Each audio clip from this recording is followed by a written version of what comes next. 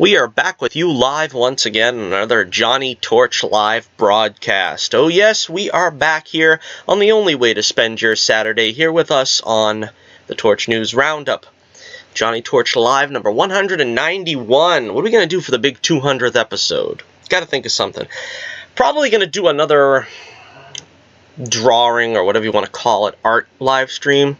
Tried one of those earlier this week, and as expected, 0 views. I don't think you guys are too particularly fond of the comic-centric episodes.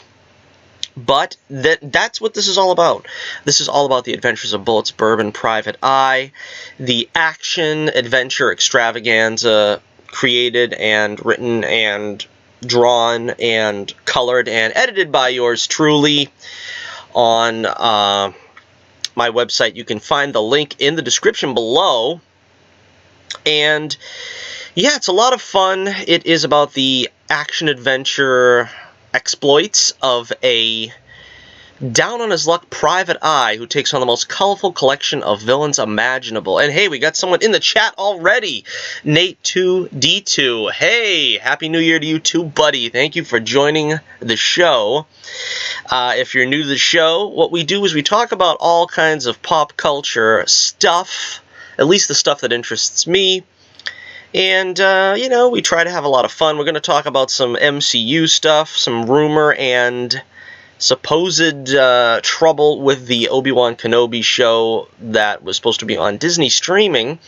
Apparently, whatever rumors of its demise have been debunked, and we're going to talk about that momentarily. Of course, still making my pitch for my comic, The Adventures of Whazzzupppp and Private Eye. And check out the link in the description below. You can also check out the link for my Twitter page in the description below. I usually put up a notice on Twitter, so to speak, that my show is starting, but I didn't have the patience to do that today. I figured anybody that knows my show knows that it's going to be on Saturday at some point, so keep an eye open for it on Saturday, and if I get too lazy to post on Twitter that I'm starting the show, you'll know it's going to be sometime in the afternoon. Alright, so welcome in everyone, and you know, make sure you hit the like, share, subscribe, all that great stuff. The beverage of choice today is H2O, as usual. Yeah, we do a live stream every Saturday, sometime in the afternoon, usually around 4 or 5 Eastern Standard Time, so you know when to watch for us. Alright, before we get into any of the particulars today, I've got a mailbag comment. If you comment on any of my videos, I read it the following week that I get it. And I got a comment this week on my Lone Ranger review. I'm really proud of this review, and it's one of my earlier reviews. This is from a user named Say My Name Eisenberg.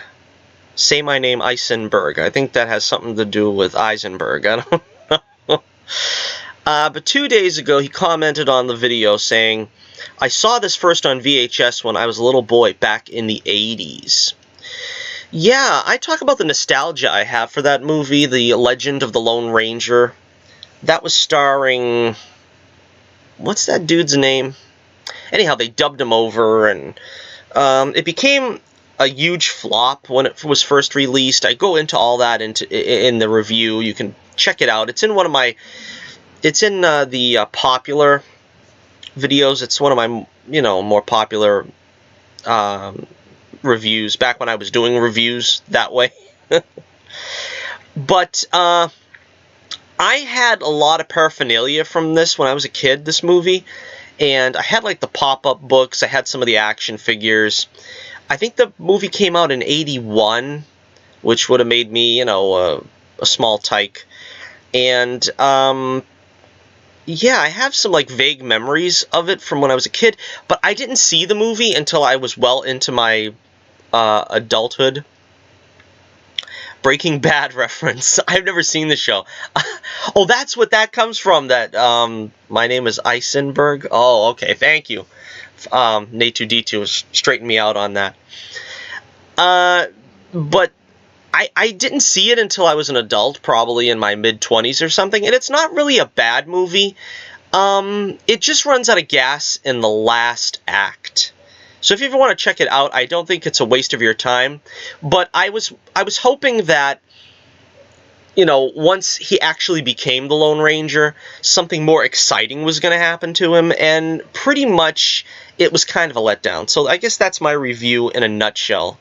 You don't even have to watch the video now, the review, but anyway, you can check it out on my list of more popular videos. Okay, so now let me bring up my notes here, and I'll thank you once again to Say My Name, Eisenberg, for the comment, and we'll carry on. Okay, so first story of the day, we have some news here about the Falcon and Winter Soldier. A photo was released on Twitter of Wyatt Russell suited up as U.S. agent. Apparently, he's got the Captain America shield and a variation of the Captain America uniform,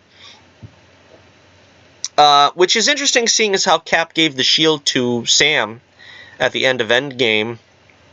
So, is this a replica of the shield, or is this somehow they wrested it away from Sam Wilson? I'm not sure. Let's see. The copy says here, our first look at the Marvel Cinematic Universe's replacement for Steve Rogers, U.S. agent, as played by Wyatt Russell. Russell is also in the image to the left, wearing a military uniform with his arm in a sling. It was said that these are two separate scenes in the show. So, yeah, this is one of the shows that I'm more interested in for Disney streaming, Falcon and the Winter Soldier, because I like both those characters, I like both those actors. Again, I'm hoping this is not going to be heavy-handed. I'm hoping this is not going to be, like, you know, politically correct and so on and so forth. But U.S. Agent in the comics, I remember when I was a teenager, he was a big thing. He wore all black and had kind of a, I don't know, sort of a pro-government agenda, something like that, because he was, of course, U.S. Agent. He wasn't really a independent entity, so to speak. He was working for the government and pretty much did the dirty work for whatever they wanted. And I'm pretty sure he pretty much emerged as a good guy, right? I don't think he stood the shady character that he originally was. But, yeah, let me know what you think in the comments below about U.S. Agent being unveiled for Falcon and the Winter Soldier for Disney Plus. Is that what they call it? Disney Plus? Alright, next up, some news about Hawkeye has been making the rounds. Another Disney Plus series. Fans started panicking when a report surfaced claiming that Hawkeye had been delayed indefinitely after some changes in how the studio is prioritizing its Disney Plus slate, meaning it may not meet its July 2020 production start date. It didn't take long for this to be debunked, according to The Verge's Juliana Alexander. Disney told her that the report was completely inaccurate, and sources within the studio have vehemently denied it. It seemed like something of a stretch, because if Hawkeye doesn't start shooting this year, it's a big leap to say the show has been indefinitely delayed when a 2021 start date seems likely. There have been rumblings that Marvel is looking to create some distance between reports about Jeremy Renner's personal life and the series, but that has mostly been forgotten by now anyway. Yeah, there was some story going around, I don't know, he said, she said stuff about an altercation with his wife, or his ex-wife at this point. I don't know. That might have something to do with it. I think this has more to do with the probability of delaying it. It appears as if Haley Stanfield's deal with Apple TV is causing issues with her being cast as Kate Bishop. So if there did turn out to be a delay, it would give Marvel Studios an opportunity to sort out the delay. Because apparently they want her to play Kate Bishop pretty badly, and she's got another show on Apple TV. So this delay probably has more to do with them just trying to wait out her obligations to that show or whatever. I guess they want her pretty badly for this character. And, yeah, I'm pretty sure Jeremy Renner's not going anywhere. I think it's going to be, I think they're going to do the show. I don't think they're going to, sort of placate the haters. Alright, let's take a look now at our next story, and let me know what you think in the comments below about Hawkeye, the series. Alright, next up we have some news about Captain Marvel 2. Captain Marvel 2, of course, starring the lovely Brie Larson. We have some writing and directing news here. Let me see. According to The Hollywood Reporter, WandaVision writer, again, another Disney Plus television series there, WandaVision, writer Megan McDonnell has been brought in to pen the script for Captain Marvel 2. Directors Anna Boden and Ryan Fleck, meanwhile, are not expected to return to take the helm of the sequel, as Marvel wants to find a solo female director for the gig. Again, this is the politically correct stuff that, you know, does it really matter if it's a female director?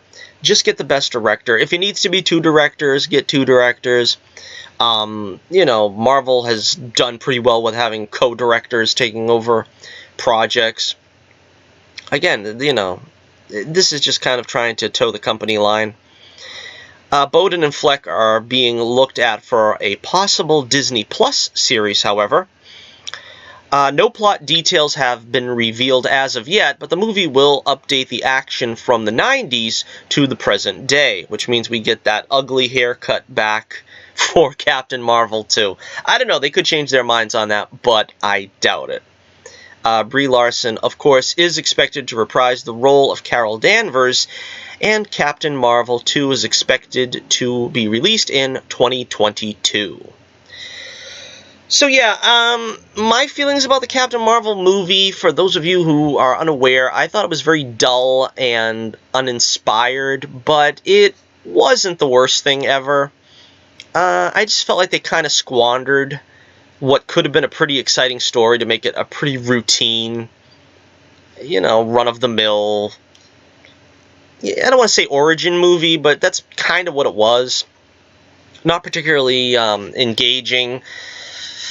I don't know, Samuel L. Jackson was good, but apart from that, there was no other really engaging characters. They wasted Jude Law.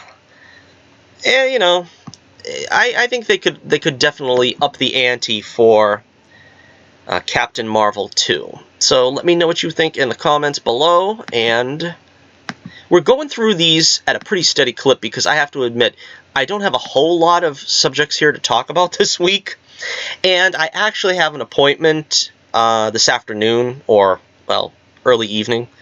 So I kind of am breezing through these a little bit quicker than usual. I usually give these stories a chance to breathe a little bit more, but yeah, I gotta be out the door in about an hour, so sorry if this week's show is a little bit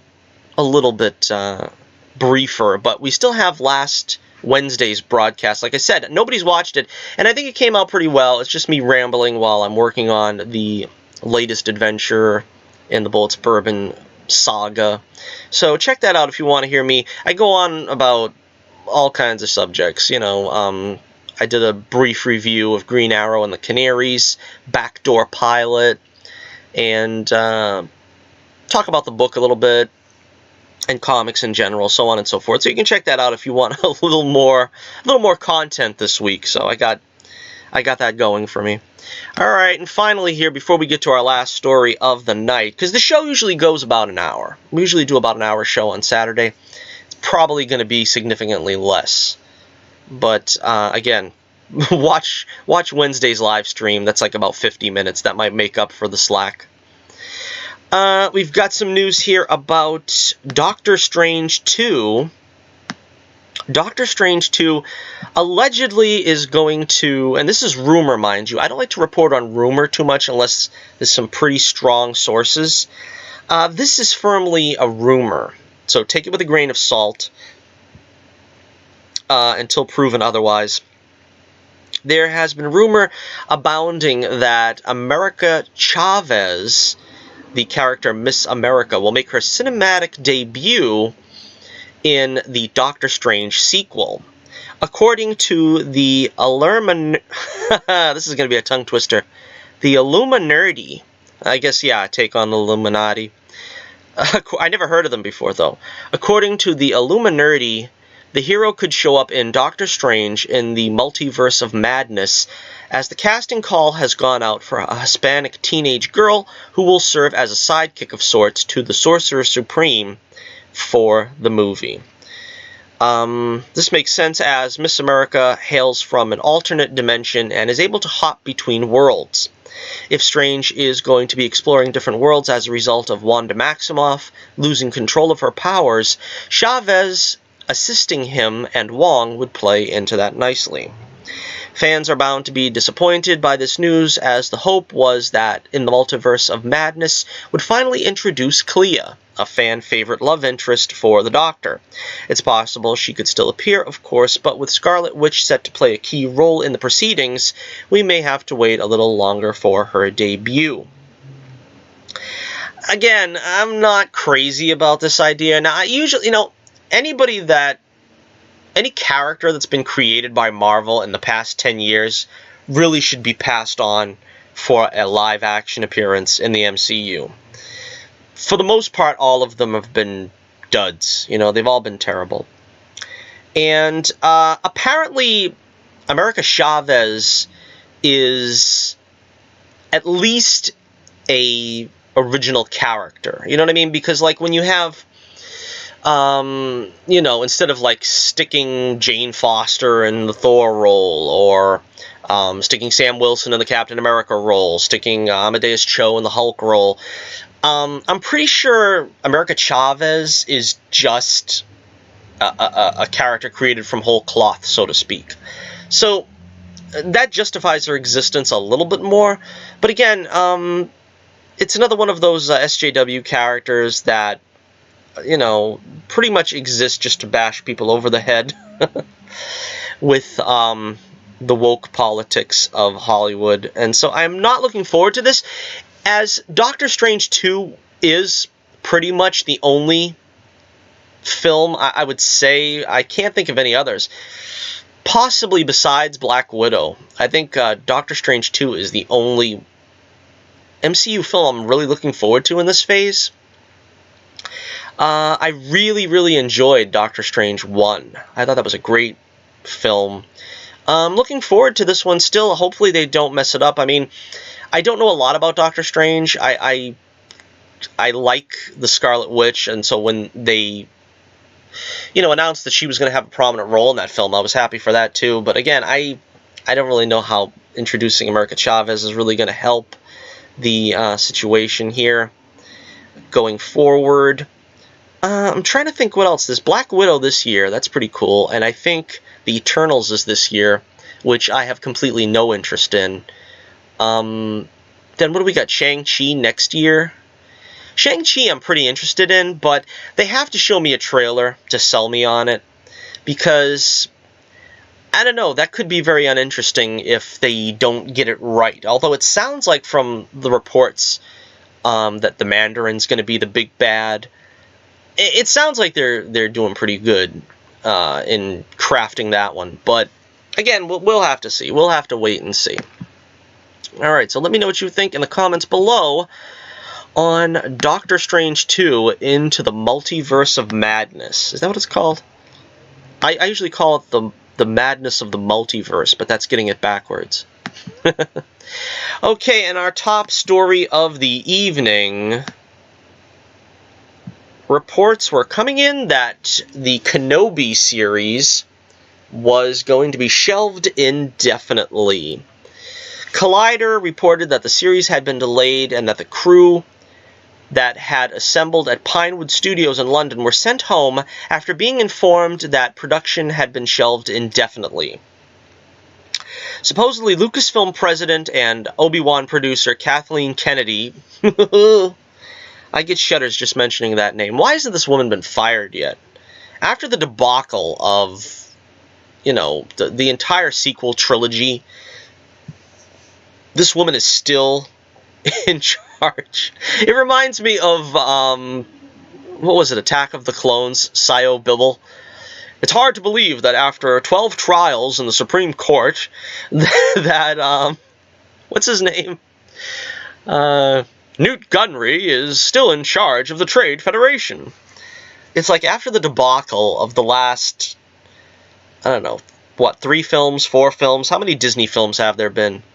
5, right? After the debacle of at least 4 out of the 5 films, how is she still in charge? It's impossible to comprehend. You know, regardless what you think about some of the films, it's still hard to believe that with the little amount of foresight that was put into the sequel trilogy, anybody else would have been fired. I mean, she's just got to have woke points paid up with the right people. It probably doesn't hurt also that the movies, by and large, still made money. I mean, Force Awakens made over $2 billion, and Last Jedi, as bad as it was, made $1 billion. And then you have The Rise of Skywalker making about $1 billion now, right? Has it gone over $1 billion? I'm pretty sure it has. All right, but all right. So let me continue on with the copy. Apparently, Kathleen Kennedy wasn't very happy with the scripts and wants them to be reworked before cameras can begin rolling again this summer. You know, it seems like one of the things that Kathleen Kennedy, you know, does, I don't know if it's to her credit or to her everlasting shame, is she second guesses the talent a lot. That's why a lot of people say, you know, like the case of Solo, where she ended up firing the directors, Lord and Miller. I don't know, I don't want to say halfway through production, but, you know, after cameras were rolling. You know, you kind of have to trust the talent that you picked. In the case of Solo, I thought it was for the best, because going from Lord and Miller to Ron Howard isn't really a bad thing. But again, I don't know exactly how you can, you know, I don't want to put the jinx on it by saying how can you get an Obi-Wan series wrong. They'll find a way, I'm sure. But it seems like it's built into the concept. Obi-Wan hiding out on Tatooine for 20 years, watching over a young Luke Skywalker, whom he's waiting to, you know, grow up to maturity so that he can train to be a Jedi. I mean, I really don't know how you could get that wrong. Let's see. If this is true, it's probably for the best. Lucasfilm has developed a reputation for rushing projects into production before they're ready. Ewan McGregor and Deborah Chow, or Chow, I suppose. I'm not sure how you pronounce that. Deborah Chow are still very much on board. Deborah Chow being the director, I believe. It doesn't say it here, but there was an issue with the scripts. Let's see. It sounds like Kenobi offering a guiding hand to the young Luke Skywalker may have been a bit too similar to The Mandalorian, which I haven't seen The Mandalorian yet, so I don't understand that reference. But again, if it's a good story, it's a good story. You can't just say, well, that's too similar. Although I was the one last week, wasn't I, saying that the original script for Episode 9 sounded too much like Rogue One, where they had to go to the top of a spire to send out a message or whatever. All right. Touché. A new writer is now being sought, and there is also talk of reducing the episode count from 6 to 4. Again, I'm not against making it a series, although I would think at this point the only true palate cleanser for Star Wars fans at this point, I would think, would be to have the Obi-Wan movies on the big screen as originally intended. That's what fans, I think, by and large, are looking forward to, is the Obi-Wan movies. Everybody loved, you know, regardless what you think about the prequels. I love the prequels, personally. But regardless what you thought of them, pretty much everyone across the board loved Ewan McGregor as Obi-Wan. So you have that built-in appeal. Putting it on Disney Plus, I don't know really why you would do that. I think the way to go is to instill confidence once again in, you know, the consumer by going to see Star Wars on the big screen again. I don't know what other film they would put on the big screen that would entice people to go and see another Star Wars film. You know, we got the sequel trilogy over. Apparently, there's not going to be a Solo 2. which I didn't hate that movie, but does it really need a sequel? I don't know. Okay, so let's get to the current storyline here. This is news that broke just before I got on the air here.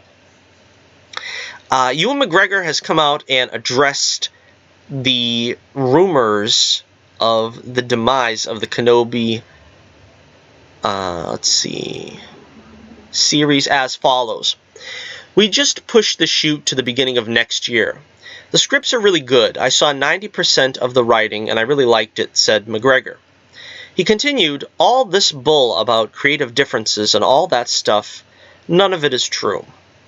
McGregor did go on to confirm the delay and attribute it to the fact that Lucasfilm execs were just now finally able to really look at the series scripts now that their obligations for Rise of Skywalker were lessening.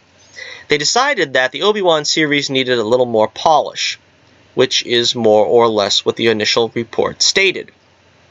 He continued, we just pushed the dates. They want the last episode, episode 9, just come out. Everyone had more time to read the stuff that had been written, and they felt that they wanted to do more work on it. So they slid the shoot. It's not nearly as dramatic as it sounds online. One big difference from the earlier report is that McGregor confirmed that the series is currently going to have the same release date as originally planned. The show starts shooting in January. I think they want to keep the same release date, so it's not really going to affect the viewer in any way. It just gives them more time to write and make the scripts even better. A new rumor shared by Cinelix's Jordan Mason on Twitter says that Lucasfilm were, or are, hard to say right now, considering shifting Obi-Wan Kenobi back to a movie instead of a show. The lower episode count would mean they're certainly trimming down the elements. Some fans have questioned what the point of having 4 45-minute episodes, the likely runtime based on The Mandalorian, actually is, as that would just make it a movie split into, well, 4 episodes. Again, yeah, that's kind of my point, too. I think, if you're going to have anything that's going to entice me to go to the movies to see Star Wars again, it would be the Obi-Wan series. And if you're going to only do 6 episodes, which now apparently is down to 4 episodes, that's basically 2 movies, right? It's like a movie and a half. And if you could stretch it out to 6, you can make yourself a trilogy right there, an Obi-Wan trilogy. And we've talked about this a number of times in the past. There are a lot of things you can do. One of the things that disappointed me about Attack of the Clones is the fact that we really got nothing from Uncle Owen. I mean, you could say he's a peripheral character. He really didn't deserve a lot of screen time, but, in the overall scheme of things. But I thought there was a lot of backstory that could have been told there between Owen and Obi-Wan. And we didn't get into any of that. And supposedly Joel Edgerton, who played Owen Lars in Attack of the Clones, I think he said that he's on board for having a role in this if they want him. And I would imagine at some point they are going to want him. He is, of course, a name actor after all. I don't know why they wouldn't want him. And, like I said, the story pretty much writes itself. You see the conflict between Obi-Wan and Owen. This would be the perfect time to bring back Darth Maul. They hinted to him in Solo, and they could always bring him back for a final reckoning with Obi-Wan, which, as I said before a million times, it needs to happen in live action. It needs to be more exciting than what they gave us in Rebels. So hopefully they they supersede what they did in Rebels. But that's about it. So let me know, what do you think about the Obi-Wan, the perils and tribulations here of Obi-Wan and the Obi-Wan movie / television show? Would you rather have Obi-Wan be a Disney Plus series? As I said, I don't really begrudge them doing a series, because a series could get you, deeper into the minutia of the world. I mean, a movie, you've only got so much time, and as you can see how they've handled the sequel trilogy, they really didn't give nearly enough time to flesh out that whole storyline. that could help them to do that in the Obi-Wan series or Kenobi series, whatever they're calling it. That would give them the proper time to flesh out some of these details instead of sort of hitting them at breakneck speed over the course of a 2-hour movie. So I would probably be fine with it either way. I kind of lean toward doing a movie only because, like I said, that's probably your bread and butter if you want to put another movie up. But a lot of people want to do Knights of the Old Republic. Doesn't particularly interest me. Yeah, I would probably go with the Obi-Wan movies. But like I said, if you do a TV show, you got plenty of time there to get into the details, get into the minutia of that universe. Okay, so thank you for joining us once again here on the Johnny Torch live broadcast. We come to you every Saturday afternoon on the only way to spend your Saturday.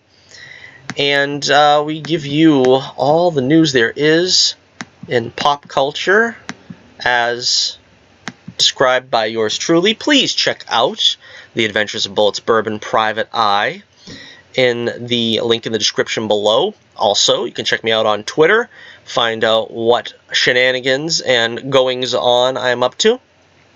And we are going to try to do another live stream again, probably, like I said, maybe I'm going to wait till we do a special 200th broadcast. I don't know, but I'm not giving up on the art streams. We're going to try to do more of them. Also want to thank our guest, Nate2D2, and for joining us on the show. Thank you for joining us, Nate.